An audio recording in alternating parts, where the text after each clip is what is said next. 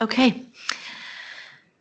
So I am Shannon McAllister. I am the manager of research data collections and digital services at the Arctic Institute of North America. I am also a PhD student at Simon Fraser University in Vancouver, Canada.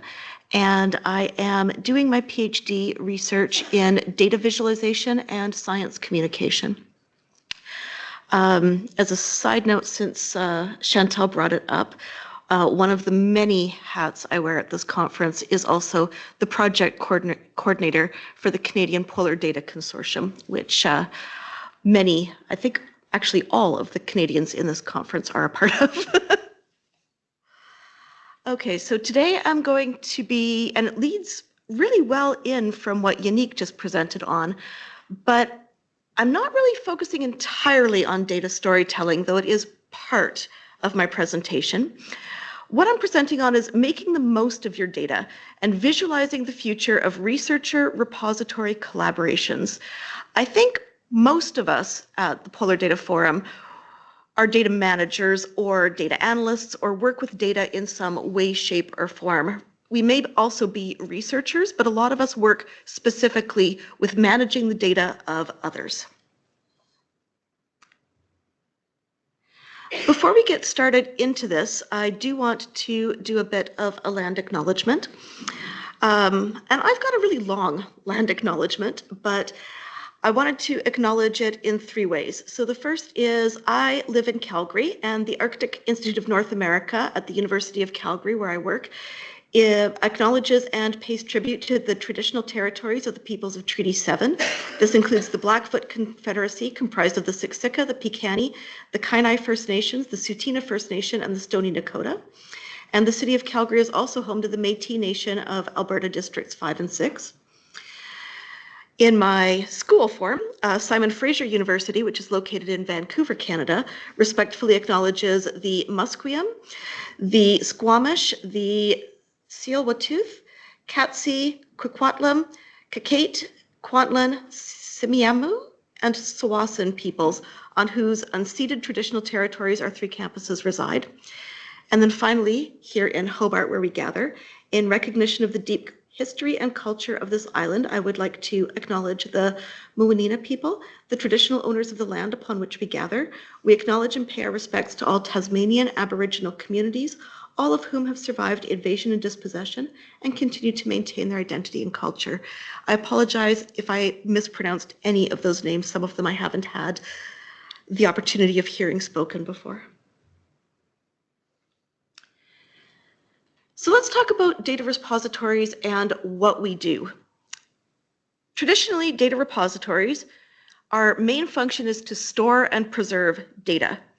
We also organize data via metadata, sometimes with middling success, depending on how much the researcher gives us in terms of metadata to work with. We aid in data discovery and we make data findable. We provide for data access and for sharing, and we standardize and validate data. And I would argue that in most cases, we've gotten pretty good at a lot of these roles. We really do a great job of storing and preserving data and in trying to organize it and make it available to people. So you're going to hear FAIR and CARE a lot throughout this conference. FAIR is, as you know, findable, accessible, interoperable, reusable, and then the CARE principles: collective benefit, authority to control, responsibility, and ethics. And there are also a whole other load of principles that we work with, as Chantal noted, the trust principles being one of them. So my friend and colleague Peter Pulsifer has said that we are really good at making data findable and accessible, not so good at interoperable and reusable, but we're working on it. But I'd like to kind of take another look at that, and specifically the accessible piece, and think about really how good are we at making data accessible. In some ways, we're pretty good at it. It's there, it's on our websites, it's available.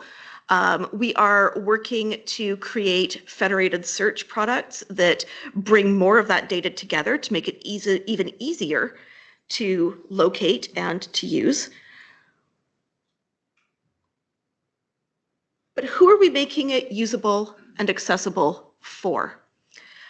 A lot of times in particularly our polar data communities, we tend to be making it findable and accessible for researchers, for students, and maybe a little bit for industry and government. We have been, and not that we're not trying, but we are less successful at making it available for communities.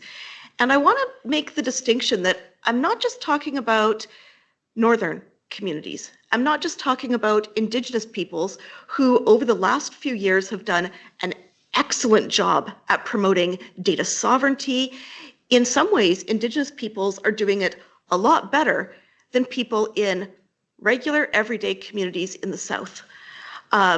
If I speak to somebody in an Indigenous community up north, they probably have a better idea of their own data sovereignty than if I talked to somebody in my hometown of Brooks, Alberta, a small rural community that has about 14,000 people. When you talk to people about data, and this even includes myself, I wasn't always a data manager. And in fact, that's true of everyone in the room. A lot of us didn't go to school even to be data managers. We often came to this from really different fields. I started off as a public librarian.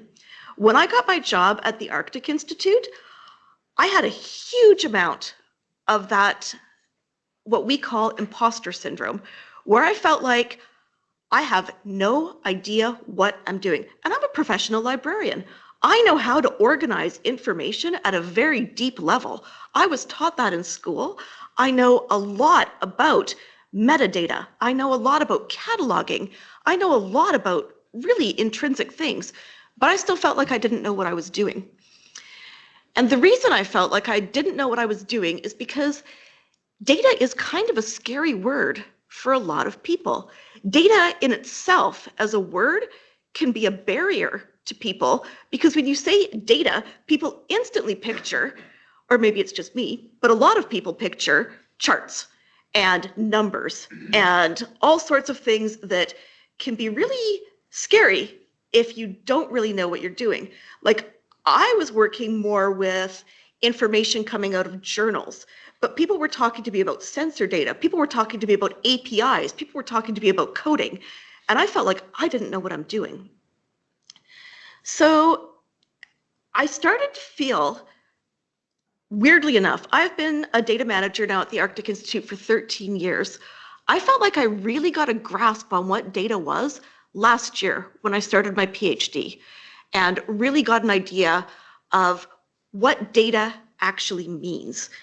So the reason this slide is here, data empowerment, and unfortunately I'm blocking it a little bit, so I'm going to read this out loud. This is a quote from Rahul Bhargava, who wrote Community Data, Creative Approaches to Empowering People with Information. And it says, charts, graphs, tables. None are designed to help you effectively engage communities in conversations, questioning, and decision-making. These tools focus on understanding trends, demonstrating certainty, and pursuing truth and precision. All good things when you're working with data. But the standard visual forms of data foreground scientific rigor, offering little support for developing engaging narratives or increasing community inclusion and participation. And you could kind of see in Yannick's presentation just before mine that data storytelling provides a little bit of that context in and around data that helps make it more understandable for communities writ large, what we call the general public, which is kind of a terrible term, the general public, because the general public incorporates old people, young people, people from different cultures, backgrounds, communities, people that speak different languages. It's really difficult when you're talking about the general public as to who you mean, but that's who we want to understand this data. Because the fact of the matter is, it can be great if we all, as data managers, understand each other. That's great. We're here celebrating that. It can be even better if researchers understand the importance of data and storing it and preserving it, and we're working on that. But we also really need, at a deep level, to get people writ large to understand the importance of data, what it is, what it means to them, and why it is part of this whole big story of understanding things like climate change. Because if people don't understand climate change, people are scared of climate change, people are scared of scientific research, and there is a huge gap in that. And I'll be talking a bit more about this in my data storytelling workshop.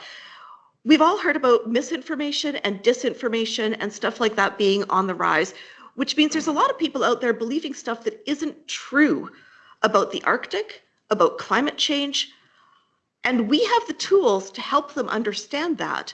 And as data repositories, I think that we're the people to work with researchers to help make them, to help them understand that. I said help twice. I'm doing really good here. There's no jet lag. There we go. So few polar data repositories offer data training online. The training, if it is offered, is typically directed to researchers or students, or points users to data management resources. This includes my own data repository, Ada Arctic Discovery and Access. I have a great thing on there for researchers, and it's got a drop-down menu that takes you to different things like Inuit to Pierrot Kanatami's data sovereignty information. I've got all sorts of stuff like that. I don't really train people though. I do training workshops at different conferences, but in terms of like having it available online, not so much. But we are in a great position to be able to bridge data disconnects between researchers' communities and foster greater understanding of data. So just curious, I looked at about over a dozen different repositories, and I'm actually going to I might do a paper on this. I'm really thinking about looking at repositories and who's offering data training right now. But how many people here offer data training in some form? That includes workshops. I'll take anything. Okay, yeah, a few people, awesome.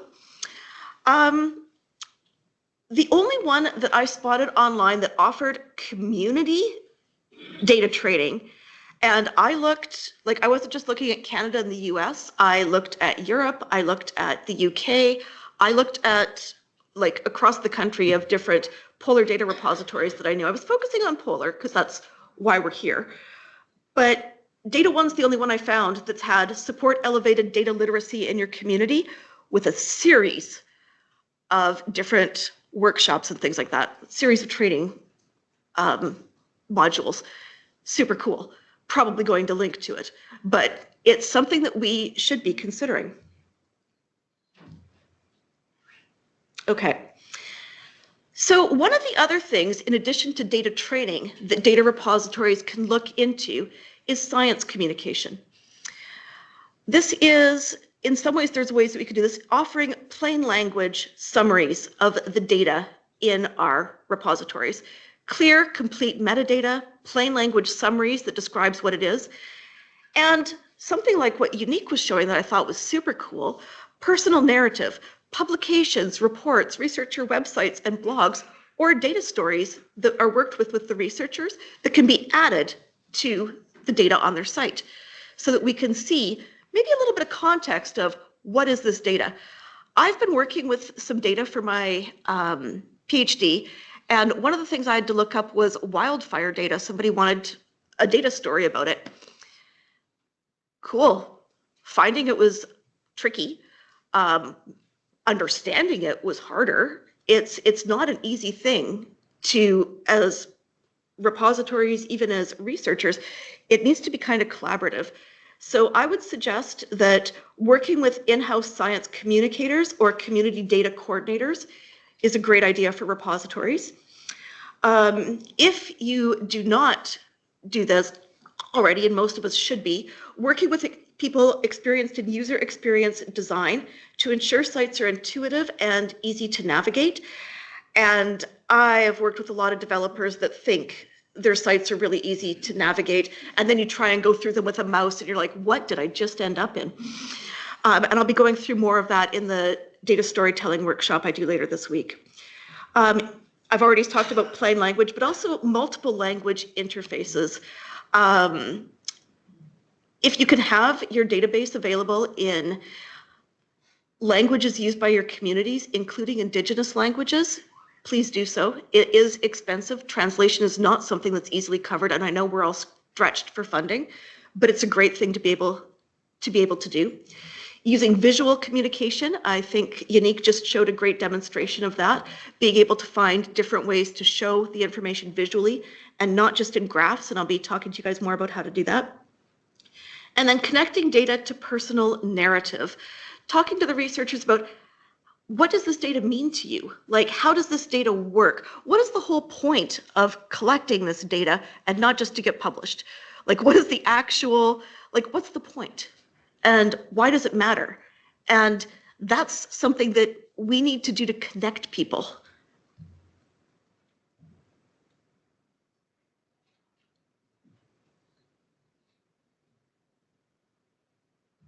That was weird. There we go.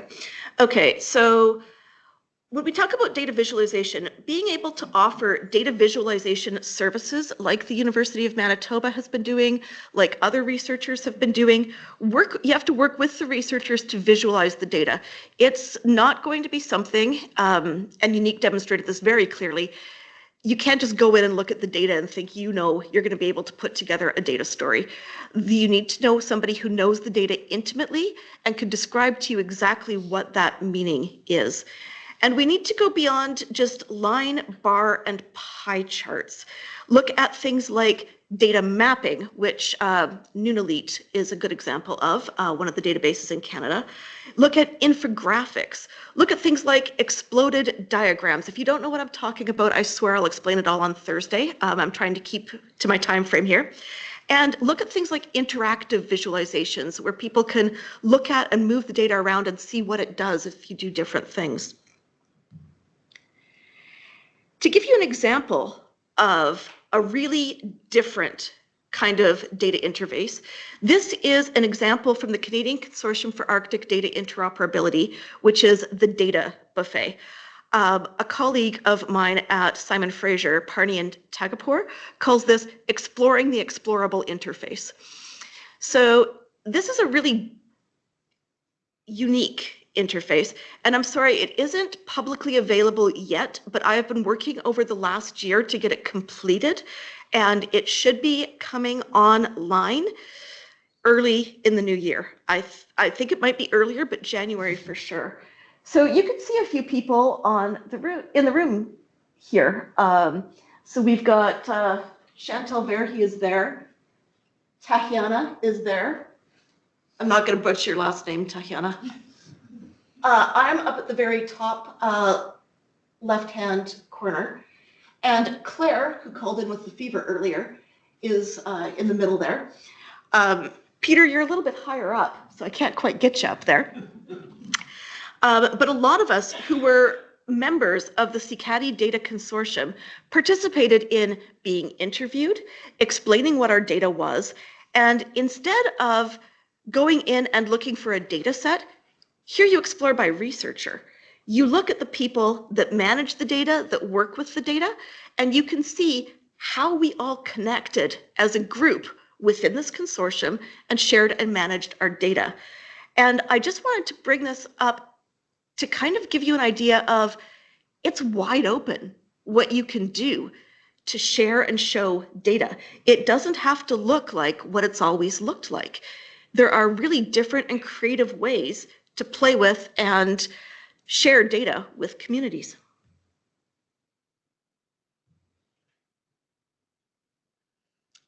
Well, I didn't see that cut off the G there. It's data storytelling.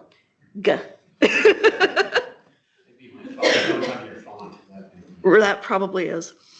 So I have a whole workshop on data storytelling. So I am not going to get into a lot of the little bits and bobs of it now. We'll do that on Thursday. But data storytelling can involve tools and techniques like Yannick showed. It can involve data comics. My colleague Sejong Wang did this with Stefan Gruber out of Permafrost.net. You can do film, you can do video games, you can do animation. One of my tools that I like to use is ArcGIS story maps. You can do slideshows. There are a lot of different formats and ways to do data storytelling. You can work with artists, you can collaborate with, I'm going to show you a lot of fun stuff on Thursday with like things like physical installations and stuff like that too. There's a lot of stuff you can do. But the big thing with data storytelling is decisions around an assembly of the message. What to communicate. As I said earlier, this requires someone with intimate knowledge of the data, e.g. the researcher, and you need to really work with that researcher to help set and understand who your audience is, what you're trying to communicate, and ways to do this. But I really feel that as data repositories, we are in a good position to facilitate and bridge this. I'm really happy that you presented right before me, Yannick, because I think you guys are doing a great example of how that can work. And I know there's other people we're going to hear from throughout this conference that are doing some of that work already, but we can look at training, data storytelling, data visualization. There are all kinds of ways that we can help communities really understand what's going on in Arctic science. And we're that piece. Us and, as I'll explain further, the polar educators. I think that these two groups coming out of Arctic Science Summit Week are in really great positions to help communities and people around us understand why the Arctic is important and really learn to own and understand their own data, as well as like people are using data to fool.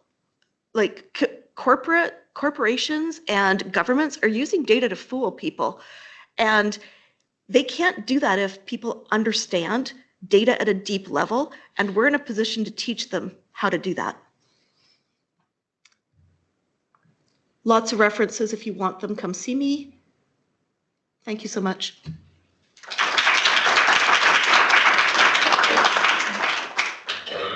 Any questions for me? I've stunned you all. Excellent. Yes, go ahead, Tara. Well, thank you. This is perhaps a bigger process, but again, Canada dominates in way of getting these wonderful things moving. But I was left thinking after your presentation about this question of you have the ICC narrative and the Inuits and so on data sovereignty, yes. which is of course a very sophisticated and decades long process to get to that place, following the political and land claims and research licensing and everything in Canada. It's specifically, I think, in Canada, but of course spreading to other parts. And on the other hand, the question that I have is that, who cares? In the sense that you have a dominance or a power position from, let's say, natural sciences, for example, on the principles of science, that all data should be universal, replicable, available, and how would you articulate or navigate this question in the sense that this is a concept I have been following for years and years and years, that when you have mechanisms that try to establish data sovereignty or indigenous controls on what's called data, or a position, indigenous position on polar research and data. And then on the other hand, those still in power position, for example, the folks who study the oceans, or doesn't matter what the discipline, really fall back to the individual level, whether they will pay attention to be mindful of these very specific indigenous concepts like data sovereignty, and even with these principles of care and fair, I am the skeptical Finn just here to ask that. Do you see that the big science is paying attention or following these wonderful principles? Because I would argue that for majority of scientists globally, they have never heard of data sovereignty, or they will be continuing to operate and being facilitated through their institutions on a principle of everything's available, everything should be shared, everything's out there up for to be worked on. So this flashpoint between rising outline of the indigenous data sovereignty principles and so on, meeting with the, let's say, the global data community. So what's your take on a small question, of course, but thank you. I actually have put a lot of thought into that, so I surprisingly have an answer, which is useful. There are a couple of things I want to say on that. The first is, well, first of all, clearly it really does matter. There are a few ways that we have leverage to make people care. One of those ways is through funding agencies. Funders are making it more and more important to be able to make it mandatory to work with communities, to provide your data in proper formats, to do things like that. It's a very slow build. I'm not saying it's happening worldwide. I'm not saying it's happening quickly, but it is slowly starting to happen. This is my dream. I don't know. It's been talked about among data managers for a while. I really feel that universities, academia as a whole, needs a little bit of a reset, particularly in terms of publish or perish. And the idea that your data is sacred, you need to keep that data like to yourself, you need to hoard it, you need to not make it explainable, you need to have it be, because you don't want anyone to scoop you. You don't want anyone to be able to get that data out before you. You don't want anyone to be able to explain it before you can. So there's part of that. I do think we need to change that model. Universities need to become a little less competitive and a little bit more collaborative, which frankly mirrors Indigenous society in general anyway. They tend to be more collaborative and cooperative in terms of how they have worldviews. It's definitely going to be an uphill battle getting people to care. But I think framing it like not just through the Indigenous lens, but data just as a whole needs to be seen as important, and people need to make their data explainable, not just to communities and to Indigenous peoples and through Indigenous sovereignty, but I think we have a duty of care to make this information explainable to everyone. Like, it's not something that should be gate kept. A lot of this is public funded. It's something that we need to push for. I feel like the data community already understands a lot of this, and that's why we are slowly starting to break out of our data silos. And at places like Arctic Science Summit Week, instead of having a large data session and talking to each other like we do at these forums, we adopted what we called sleeper agents and put data personnel and seated them throughout the other different working groups so that we could talk to people about data and why it matters and why data sovereignty matters and why they should care. I don't know, does that help at all? It's a huge question, so thank you. Yeah. Lara may have a question. Oh, yes. I don't know if she heard me, so. Online, Lara? Yes, hi. Yes, so I'm sitting in Oslo, and I have a question about the responsibility of data telling. So I find it really nice and very, very useful, but I'm also working in a data repository, and I would like to understand a little bit better if it should be our responsibility to push people to create this storytelling experience, or if it's more on the, let's say, data provider and the people that publish the data themselves that should be more engaged in creating these data stories. Because I see, as you maybe also mentioned, it's already painful to get people to publish data, and adding this extra is not, of course, a requirement. Adding this extra effort of also making it a story for every data set that you publish can be really a big barrier. So I wonder, where is the let's say, the meeting point of having something nice out and making it really something possible to do? That's a great question, and I should probably clarify what I was trying to say there to make it a little bit more understandable. I don't think it's necessarily something we have to do for every data set, and I don't think we necessarily have to push for it. What I think we need to do is be able to facilitate it.